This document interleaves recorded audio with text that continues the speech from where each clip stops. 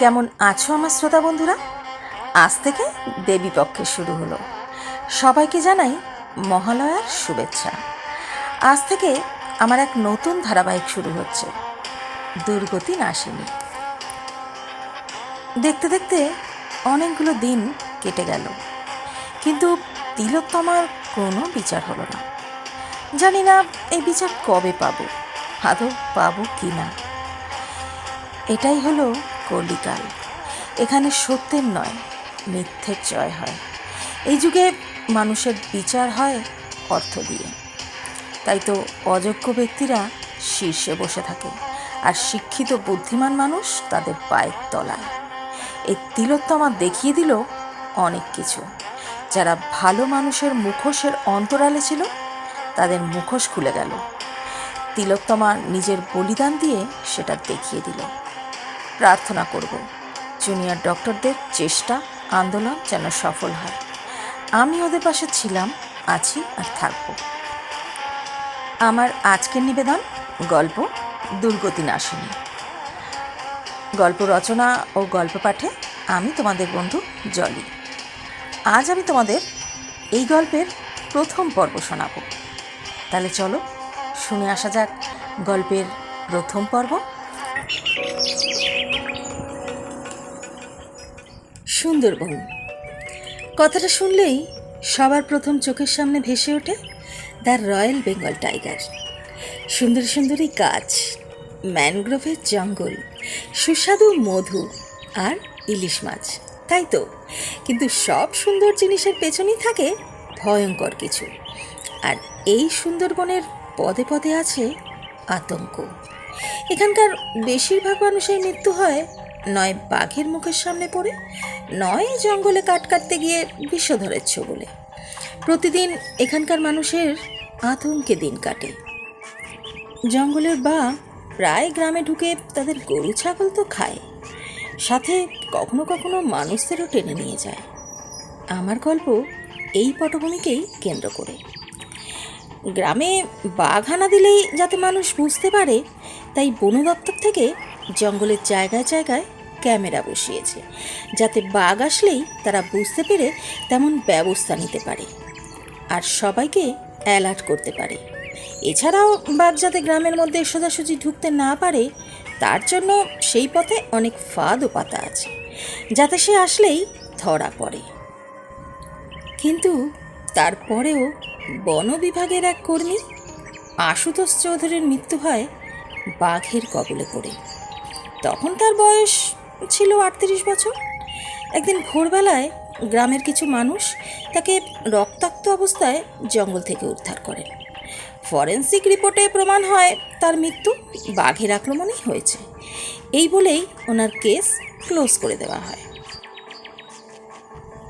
এই ঘটনার প্রায় 2 মাস পর মৃত আশুতোষ চৌধুরীর কেসটা পুনরায় তদন্ত করার আবেদন জানায় তার বাড়ির লোক, কারণ তাদের ধারণা এটা স্বাভাবিক মৃত্যু নয়। তারও বেশ কিছু কারণ তাদের বাড়ির লোক বলেছে, যেমন কেউ যদি বাঘের কবলে পড়ে তাহলে সে তাকে টেনে অন্য কোথাও নিয়ে যাবে। এখানে মৃত আশুতোষের সাথে তেমন কিছুই হয়নি, কারণ তাকে যদি বাঘ টেনে নিয়ে আসতো তাহলে তার প্রমাণ তার শরীরে বা জঙ্গলের মাটিতেও পাওয়া যেত, কিন্তু সেসব কিছুই হয়নি।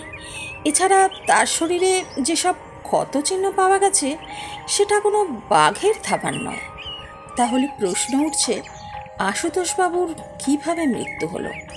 এটা কোনো সাধারণ মৃত্যু নয় বলে তার স্ত্রী আদ্যা চৌধুরীর বক্তব্য। আদ্যা চৌধুরী, বয়স 35 বছর, পেশায় একজন পুলিশ কর্মচারী। তার শারীরিক গঠন মেদহীন, উচ্চতা প্রায় 5 ফুট 7, গায়ের রং উজ্জ্বল শ্যামবর্ণ। ওর মুখ গোল, মাথায় কোঁকড়ানো চুল, চোখ বেশ বড় আর টানা টানা। খুব সুন্দরী না হলেও কুৎসিত নয়।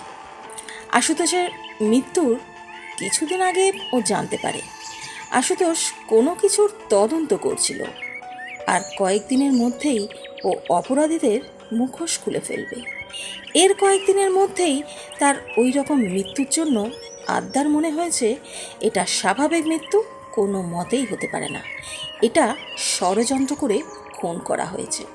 তাইও হাইকমান্ডের কাছে আবেদন করেছে যেন এই কেসটার তদন্তভার তার ওপর দেওয়া হয়। 2 মাস ধরে এই অর্ডারের অপেক্ষাই ও করছিল। অবশেষে একদিন বিকেলে তার কাছে খবর আসে আশুতোষ চৌধুরীর তদন্তভার এসিপি আদ্যা চৌধুরীকে দেওয়া হয়েছে। আদ্যা আর আশুতোষ 10 বছর আগে ভালোবেসে বিয়ে করেছিল। তখনও আদ্যা চাকরি পায়নি। আশুতোষ 2 বছর আগে চাকরি পেয়েছিল। তখন ওর পোস্টিং ছিল উত্তর বাংলার ডুয়ার্সে।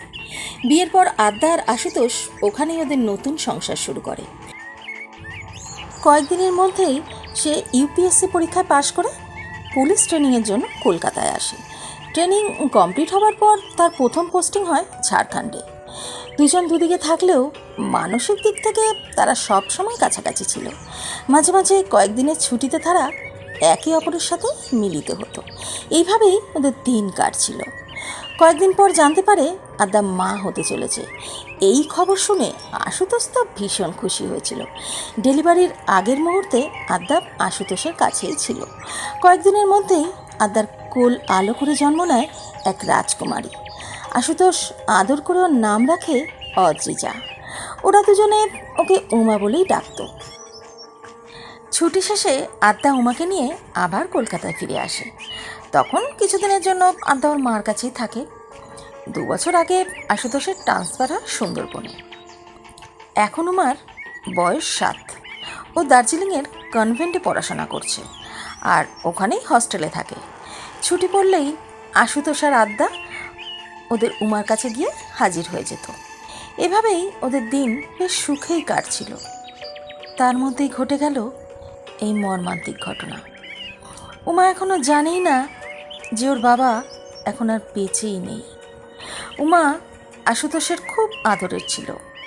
সামনে ওর বার্ষিক পরীক্ষা বলে আদ্যা উমাকে কিছু জানায়নি। পুরনো স্মৃতি ভাবতে ভাবতে আদ্যা ওর কর্মস্থলে পৌঁছায়।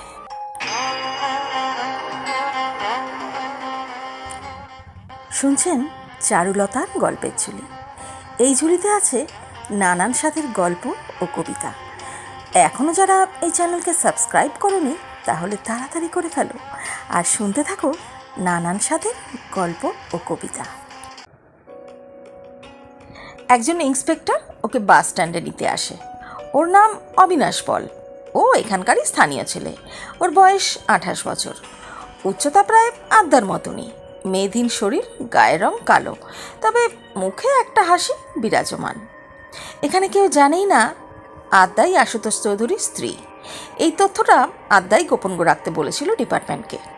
তার কারণ আমরা গল্পের আরও গভীরে গেলে বুঝতে পারবো। আদ্যা বাস থেকে নেমে একজন ইন্সপেক্টরকে দেখে এগিয়ে আসে। ওকে ভালো করে দেখে বলল, তুমি অবিনাশ? ইয়েস ম্যাডাম, আসুন বলেই ওর হাত থেকে লাগেজটা নিতে গেলে আদ্যা হাতের ইশারায় বলল, ধন্যবাদ, আমি পারবো। অবিনাশ আদ্যার এইরকম গম্ভীর স্বর শুনে একটু থিতিয়ে যায়। আদ্যা গাড়িতে উঠতেই গাড়ি এগিয়ে চলল জঙ্গলের দিকে। সারা রাস্তা আদ্যা চারপাশের সব কিছু ভালো করে দেখতে দেখতে এগোতে থাকে। ঠিক তখনই আদ্যা অবিনাশের উদ্দেশ্যে বলে উঠল, বাঘের কবলে পড়ে যে কটা মৃত্যু হয়েছে তাদের ফাইলগুলো আমি 1 ঘন্টার মধ্যে চাই। অবিনাশ কিছুক্ষণ আদ্যার দিকে তাকিয়ে থেকে বলল, ঠিক আছে ম্যাডাম, তবে আপনি তো এখানে আশুতোষ স্যারের মৃত্যুর কেসটা নিয়ে এসেছেন, তাই তো? হ্যাঁ, সংক্ষেপে উত্তর দিল আদ্যা। না, আপনি ওনার কেস ফাইলটা না চেয়ে অন্য কেস ফাইল চাইলেন তো, তাই বললাম আর কি। আদ্যা লুকিং গ্লাস দিয়ে একবার অবিনাশকে দেখে নিয়ে বেশ গম্ভীরভাবেই বলল, অবিনাশ, বেশি কথা বলা আমি পছন্দ করি না, আর কৌতূহল তো একেবারেই নয়। তাই যা বলবো প্রশ্ন না করে সেটা করলে তোমার পক্ষেই ভালো। এই কথার পর অবিনাশ যেন আরও চুপসে যায়। ও ঢোক গিলতে গিলতে মাথা নিচু করে নেয়। আদ্যা ওর কোয়ার্টারে পৌঁছে ফ্রেশ হয়ে ইউনিফর্ম পরে পুলিশ স্টেশনে গিয়ে হাজির হয়। আদ্যা আসা মাত্রই সবাই উঠে দাঁড়িয়ে ওকে স্যালুট করে। আদ্যা সবাইকে নিখুঁতভাবে ওর ক্ষুরোদার দৃষ্টি দিয়ে জরিপ করে নিজের কেবিনে ঢুকে যায়। কেবিনে এসেই ওর টেবিলে বেশ কিছু ফাইল দেখে অবিনাশের দিকে তাকিয়ে বলল, গুড জব। অবিনাশ মুচকি হেসে বলল, থ্যাঙ্কস ম্যাডাম। চা খাবেন? আদ্যা একটা ফাইল হাতে নিয়ে সেটা দেখতে দেখতে বলল, ব্ল্যাক টি, নো সুগার। অবিনাশ ঠিক আছে বলে বাইরে বেরিয়ে যায়। পুলিশ স্টেশন থেকে 10 মিনিট দূরত্বের পরেই শুরু হচ্ছে গ্রাম। পরপর 5টা গ্রাম: ফুলবাগান, পেয়ারা বাগান, লাটবাগান, আউশপুর আর কুসুমপুর। প্রতিটি গ্রাম শেষ হবার পর 2-3 মাইল জঙ্গলের পর আবার একটা গ্রাম। এইভাবেই পরপর 5টি গ্রাম। ওটা গ্রাম হলেও এখানকার ছবি গ্রামের মতো নয়। সামনেই পিচের রাস্তা, এছাড়া প্রতিটি বাড়িতে ইলেকট্রিক আলোও আছে। গ্রামের বেশিরভাগ মানুষ পেশায় কেউ জেলে, কেউ জঙ্গল থেকে মধু সংগ্রহ করে বাজারে বিক্রি করে, আবার কারোর পশুপালন বা চাষবাসও আছে। এইভাবেই তাদের দিন কাটে। লাটবাগান আর আউশপুরের মাঝে 5 মাইল জায়গা জুড়ে জঙ্গল। তারপর কুসুমপুর গ্রাম। এই গ্রামটি একদম শেষ গ্রাম। এই কুসুমপুরের মানুষরাই বেশি আতঙ্কে দিন কাটায়, কারণ তাদের গ্রামের কিছুটা দূরেই নদী, আর প্রায় নদী পেরিয়েই বাঘ এসে গ্রামের পশুদের টেনে নিয়ে যায়। এই গ্রামের উত্তর দিকের জঙ্গলেই আশুতোষ চৌধুরীর মৃতদেহ উদ্ধার হয়েছিল। লাটবাগান আর আউশপুরের মাঝেই বন দপ্তরের অফিস। এখান থেকেই তারা পুরো জঙ্গল দেখাশোনা করে। সমস্ত ফাইল দেখতে দেখতে আদ্যার অনেক সময় লাগে। দেখতে দেখতে বিকেল হয়ে যায়। সব কিছু পড়েও জানতে পারে গত 2 বছর ধরে এখানে প্রায় বাঘের কবলে পড়ে মারা গেছে 15 জন, আর তারা সবাই মেয়ে। তাদের বয়স 18 থেকে 22-এর মধ্যে। কিন্তু অবাক করা বিষয় হলো, তাদের কারোর কোনো বডি উদ্ধার হয়নি। শুধু ঘটনাস্থলে তাদের পোশাকের কিছু চিহ্ন আর রক্তের দাগ দেখে তারা অনুমান করে।